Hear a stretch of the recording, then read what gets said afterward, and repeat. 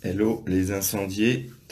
Euh, Dans cette vidéo, je vous parle business, je suis à Paris. Je vous partage des questions à vous poser toutes les semaines. Donc, dans ce groupe, on parle autant. En fait, il n'y a pas de tabou. Donc, il n'y a pas de tabou sur feu sacré, hein. Donc feu sacré, c'est aller voir tout ce qu'on veut pas voir, là où il y a le plus d'énergie stagnante qui est encore coincée, et ça demande un désir extrêmement clair, extrêmement puissant. Donc on parle de ça dans ce groupe, et aussi pas de tabou sur le business, sur l'argent, sur notre valeur, sur nos talents, sur l'échange de valeurs, puisque l'argent c'est un échange de valeurs. Donc pas de tabou sur notre énergie, notre dynamique de feu sacré, pas de tabou sur l'argent, le business, d'accord? Donc on ouvre les sujets et on parle de manière transparente. Donc déjà, hier, un séminaire qui, donc, relativement très proche de mes valeurs, c'est-à-dire un séminaire qui débute en disant, ben voilà, un peu en gros, hein, tout ce qui se passe à l'extérieur n'existe pas. Donc, ce qui se passe à l'extérieur te reflète la relation à toi-même, et du coup, l'extérieur ne fait que t'indiquer comment tu t'y prends pour tes échanges de valeurs avec l'argent dans la société. Donc ça, j'aime bien parce que du coup, l'accent est mis direct entre la relation à moi, mes mécanismes, mon niveau de liberté intérieure, mon niveau de compréhension, mon niveau euh, de travail avec la matière, et ce qui se passe à l'extérieur. Donc ça, moi déjà, ça me met direct dans un bon climat. Et ensuite, deuxième caractéristique, c'est que un séminaire où on t'explique que va falloir désapprendre, et le plus authentiquement sera le mieux, et le plus rapidement sera le mieux. Ce genre de séminaire qui débute comme ça, moi, ça me plaît. Donc voilà. Alors dans avoir un business de ouf durable, c'est intéressant en fait de se poser certaines questions. Par exemple, c'est vrai que moi c'est des questions que je prends pas le temps de me poser, donc c'était bien hier. C'est qu'est-ce qui changera? Donc première question, dans ton business, regarde qu'est-ce qui changera. Est-ce que si tu es artiste, est-ce que voilà, les moyens de production de la musique, etc., vont changer? Euh, Bref, voilà un exemple. Donc, un moment de se poser régulièrement, enfin moi en tous les cas, je vais le faire minimum tous les mois, voire tous les 15 jours, me poser la question, qu'est-ce qui, à mes yeux, changera dans le business, puisqu'il y a toujours des choses qui changent. Et qu'est-ce qui ne changera pas chez ton client, qu'est-ce qui ne changera pas sur ton marché. Par exemple, moi, sur le fait d'aider les gens à rebrancher leur force intérieure, à se reconnecter à leur feu sacré, ce qui ne va pas putain de changer, c'est que comment c'est la reconnaissance de notre ego, le fait d'aller voir dans tout ce que ce qui va entre guillemets détruire la bonne image de nous pour être vrai, connecter cette simplicité d'être soi, cette puissance d'être soi, cette haute énergie d'être soi. Donc ça, par exemple, dans mon business, c'est un élément qui ne changera pas. Il n'y a pas, hier, je discutais avec quelqu'un qui disait justement, bah voilà, moi pour l'instant, j'ai une carapace qui me permet de m'assurer de ne pas revivre des souffrances que j'ai vécues avant. Voilà. Donc ce qui ne changera pas, c'est que tant que cette personne-là est ok pour continuer de vivre dans son entreprise avec sa carapace, bah forcément, il y a un niveau d'énergie qui restera coincé, parce que cette personne-là ne se rend pas compte qu'elle vit en fonction du passé, que donc sa créativité au présent, elle est impactée, que sa créativité dans sa communication avec ses clients, elle est impactée, que la manière dont il peut permettre de créer l'énergie avec ses clients, elle est impactée, que donc le niveau de transformation de ses clients est impacté. Donc ça, c'est plein de caractéristiques qui ne changeront pas dans mon business. Ça sera les mêmes dans un an, dans 2 ans, dans 3 ans. Donc, pour résumer ce premier spot, dans ton business, prends un peu de temps pour te poser sur qu'est-ce qui changera, prends un peu de temps pour te poser sur qu'est-ce qui ne changera pas dans ton marché, qu'est-ce qui ne changera pas chez tes clients.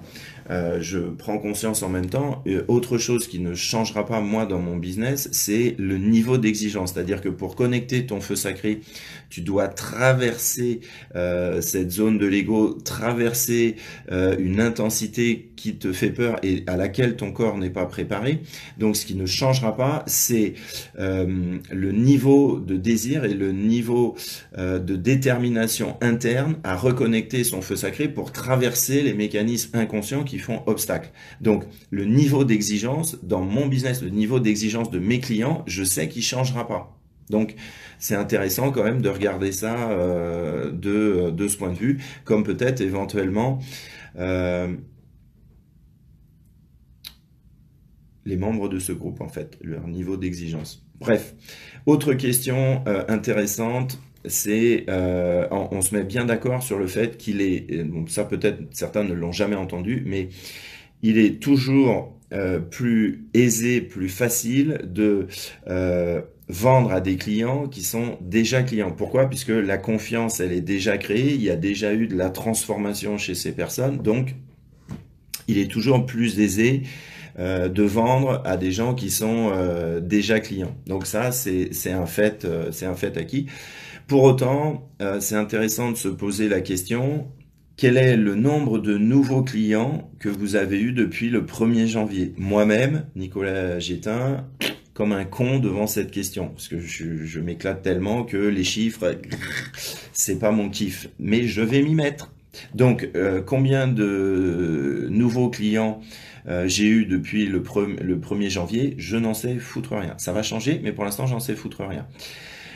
Combien de nouveaux clients par mois? Combien de nouveaux clients par semaine?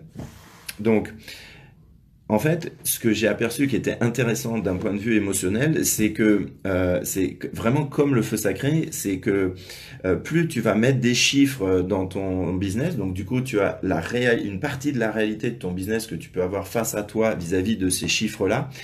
Et en fait, il y a un rapport de calme et de proximité qui s'installe avec ton entreprise parce que du coup, tu vas beaucoup moins subir émotionnellement les fluctuations de ton business. Donc c'est vraiment intéressant de se poser déjà ces 5 questions-là.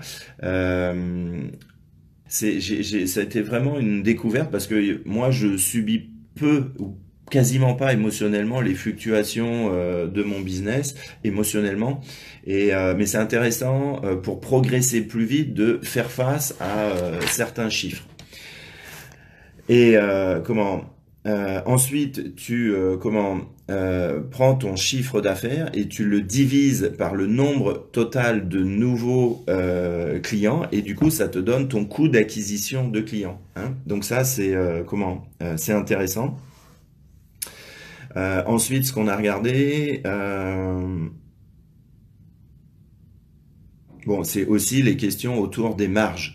Donc, d'être capable de regarder les marges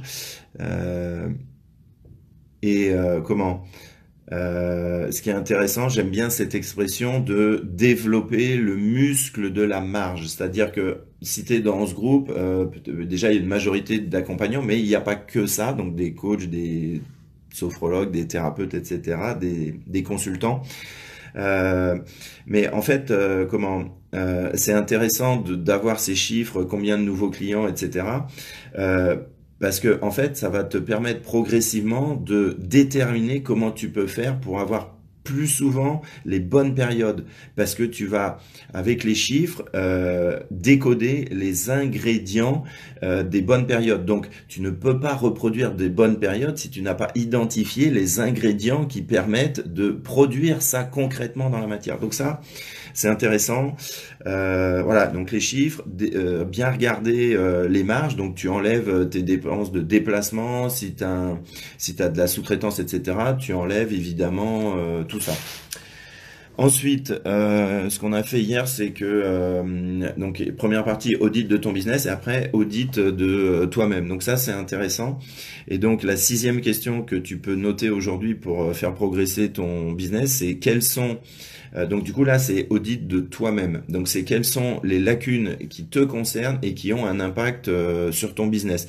Donc par exemple, est-ce que tu passes trop de temps à discuter avec tes clients? Est-ce que tu es trop branché sur du perfectionnisme, de faire tout parfait? Est-ce que par exemple, tu as peur de te faire doubler? Est-ce que du coup peut-être tu es un hypersensible ou une hypersensible et que tu as 1000 idées toutes les 10 secondes et que du coup c'est un problème pour garder ton focus. Bref, comment donc moi par exemple ma lacune c'était de passer encore trop de temps sur les premiers coachings haut de gamme que je vends. J'en vends trop et ça m'empêche de progresser et de faire progresser l'équipe autour de moi. Donc ça par exemple c'est vraiment ma lacune puisque ma vie est tournée autour d'abord du feu sacré et après de l'ouverture du cœur. Donc forcément, dans mon business, ça peut pas être complètement éloigné. Donc du coup, quand je sais que la personne, elle va être sympa et que on va s'éclater à travailler ensemble, la lacune, c'est d'accepter un peu trop des contrats d'entrée de gamme sur les coachings haut de gamme. Donc ça, c'était ma lacune. Autrement, septième question, c'est quelles sont tes forces? C'est-à-dire, quelles sont les choses qui te donnent une énergie maximum par rapport à ton travail? Donc moi, il y en a deux. Un, c'est de permettre aux gens de toucher l'énergie naturelle la plus puissante en eux, parce que ça va être forcément l'énergie la plus durable et la plus créatrice de jouissance naturelle. Et le deuxième, c'est d'utiliser mon entreprise en fait pour développer les talents de mon équipe et les talents forcément des gens qui travaillent avec moi. Donc, voilà, quelles sont tes forces? En gros, où est-ce que tu es excellent? Est-ce que tu es excellent dans la livraison de ton produit? Est-ce que tu es excellent en marketing? Est-ce que tu es excellent dans la transformation de l'énergie de l'autre? Est-ce que tu es excellent pour aider l'autre à repérer entre sa sensibilité, ses passions et ses savoir-faire? Quel est le truc qui te sort de la masse et qui est ton putain de fucking talent? Est-ce que ça peut être ça? Mais ce qu'il faut comprendre, hein, c'est que le marché ira de toute façon vers de plus en plus de qualité, vers de moins en moins d'arnaques, de plus en plus de transparence. Ça, c'est garanti. On ne pourra pas garder un nombre de personnes autant arnaquées par tout un tas de business. Il y en a moins, il y en aura de moins en moins. Donc, ça veut dire que tes clients, ils vont acheter de la certitude. Donc, comment toi, tu peux être sûr si tu regardes, si tu mets pas tes lunettes et la loupe régulièrement souvent sur quelle est ta force, quelles sont tes forces. Ensuite, je crois que c'est la huitième question. Quelles sont les tâches que tu fais trop ou trop souvent qui ne génèrent pas de revenus? Donc, moi, par exemple, je pense que je passe un peu trop de temps à répondre à tout un tas de commentaires. Bon, voilà, j'aime l'humain, donc forcément, il faut bien que ça déborde. Donc, en gros, quelles sont les tâches que tu fais trop ou trop souvent qui ne génèrent pas de revenus? Si tu mets pas les yeux là-dessus, tu vas pas pouvoir repérer les leviers pour grandir professionnellement et économiquement. Euh, oui, oui, je suis d'accord. En fait, ça dépend de ton business. Répondre aux commentaires, ça peut être un investissement pour une future clientèle. C'est parfaitement exact. C'est juste en termes de proportion. C'est que moi, comme je réponds parce que j'ai envie et de manière passionnée, bah forcément, c'est naturel pour moi de pas mettre de frein et de me laisser embarquer dans un peu trop. C'est une question trop. C'est une question de proportion. Donc, tu as vu que je réponds au groupe, que voilà, je réponds sur Facebook, je réponds en MP, etc. C'est juste une question de proportion. Donc il ne s'agit pas que j'arrête de répondre aux commentaires, c'est juste que j'accepte de le faire un petit peu moins. Ensuite, neuvième question, de quoi ne faites-vous pas assez? Donc dans ton business, de quoi ne fais-tu pas assez? Donc moi par exemple, c'était autour de créer mon tunnel de vente, donc c'est en cours et avec Fabienne on bosse très bien. Donc mon tunnel automatisé d'acquisition client n'est pas au point.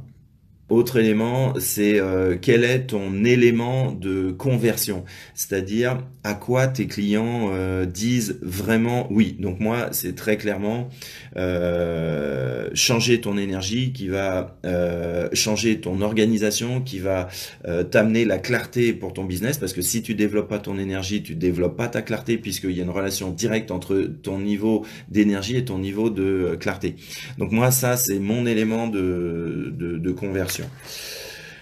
Donc voilà, je trouve que déjà cette vidéo avec 9 questions business, je trouve que tu as déjà de quoi bosser. Donc en fait, je vais arrêter là parce que je n'ai pas mangé. Si j'ai encore une super richesse, truc qui me fait bien kiffer en ce moment, parce que même si on est... Bon, moi je suis entrepreneur, donc en plus, bossant avec des sportifs, des entrepreneurs, les jours fériés, ça n'existe pas. Mais comment... Euh, quand même, quand je suis dans mon quotidien, là, je me lève à 5 heures, je fais du sport à 6, etc. Enfin, j'ai une énergie de ouf. Par contre, quand je suis en séminaire, etc., quand je suis loin de chez moi, j'ai pas la même organisation. Et franchement, un bouquin qui réussit à me faire sortir, je vais vous le remontrer, qui me fait réussir à sortir du lit et avoir l'envie de le lire, donc je vous le montre. Donc bah, forcément quand je vous montre un truc c'est écrit à l'envers, hein, mais je vais vous le lire. Donc c'est Gary Vaynerchuk, qui est un entrepreneur hyper connu aux États-Unis, et son livre en fait il s'appelle Casser la baraque, capitaliser sur vos passions. Et ben, j'aime beaucoup ce mec-là parce que il fait pas de compromis sur l'authenticité. Ce qui ne veut pas dire forcément que j'adhère à tout, mais moi, en fait, dans mon business, je mets l'authenticité et la brutale authenticité au cœur. Donc, quitte à dénoncer des trucs et à pas y aller avec le dos de la cuillère, mais c'est ça où je me mens. Et en fait, notre Gary Vaynerchuk, donc je vous recommande fortement le bouquin. Euh, il dit que en fait l'authenticité, en fait, ça va être, c'est déjà, mais ça va être un critère quelque part encore plus vendeur, euh, parce que il y a tellement d'arnaques et que et qu'en fait voilà, bah t'es authentique, tu vas pas plaire à tout le monde. T'as qu'à voir des fois les commentaires de gens qui me suivent, hein, ça allume un petit peu quand même. Mais en fait, les gens qui te suivent, en fait, sauront pourquoi ils vont vers toi, c'est-à-dire qu'il y aura de la clarté sur ce qu'ils viennent chercher, et pas juste un truc où je capitalise de l'information intellectuelle. Là, comme hier, j'entendais plein d'entrepreneurs, et des fois c'est des clients qui me disent ça, que ils font des choses parce que c'est excitant intellectuellement, mais quelle galère derrière, parce que financièrement ça produit rien. Donc, ce que je veux dire par là, c'est que voilà, si tu es très authentique, bah voilà, ce qu'on va faire, tu vas polariser, hein, c'est-à-dire que les gens qui vont te euh, ne pas t'aimer vont te détester encore plus, et ceux qui t'apprécient et pour lesquels tu es fait pour bosser, bah t'aimeront encore plus. Donc, en fait, voilà, bah, il y a plein de choses comme ça où moi, par exemple, je déteste l'utilisation, c'est-à-dire ce que je suis en train de vous dire qui est quand même énorme, de l'authenticité. C'est-à-dire, l'authenticité, je veux un état d'être, et je suis toujours hyper agacé par les déviances, les déviations de l'utilisation de l'authenticité, ou de l'utilisation de l'ouverture du cœur. C'est des trucs, ça me rend dingue. Donc, là, l'idée, c'est pas d'utiliser l'authenticité, mais en fait de mettre ça au cœur de ton business et d'être juste clair par rapport à ça. Donc, comme moi, je voulais pas communiquer spécifiquement là-dessus, ben, ce bouquin me fait du bien. Ce bouquin me fait du bien. Voilà. Personnellement, ça change rien à ma vie. Par contre, professionnellement, le fait de revendiquer cette authenticité, c'est boostant, ça fait du bien à mes cellules, et donc voilà. Donc arrête de lire plein de trucs pendant un moment. Gary Vaynerchuk, c'est de la bombe en termes d'authenticité et de business. Je fais un planning, tu vois, ça, donc, comment? J'ai un cahier, donc je change vite fait de sujet, mais je ne vous perds pas. J'ai un cahier spécifique pour les actions. Donc, chaque matin, et là j'ai énormément progressé, puisque moi je suis un passionné, je suis pas organisé du tout, ça me casse les couilles l'organisation. Donc, donc j'ai un cahier où, le matin ou la veille, je note, ouais, il a du feu sacré, Gary, c'est clair, où je note en fait les actions, et une fois que j'ai noté toutes mes actions, je souligne en rouge les trois choses qui doivent être faites le soir. Et c'est non négociable. Les trois choses qui, sous aucun prétexte, ne doivent passer à côté. Je vais aller manger parce que j'ai plein de trucs à faire et ma deuxième journée de séminaire à vivre. Voilà, n'hésitez pas à répondre aux questions que j'ai posées, que tu dois te poser pour évoluer dans ton business. Une journée d'enfer à vous, mes chers incendiés que j'aime et que j'adore. À bientôt. Ciao.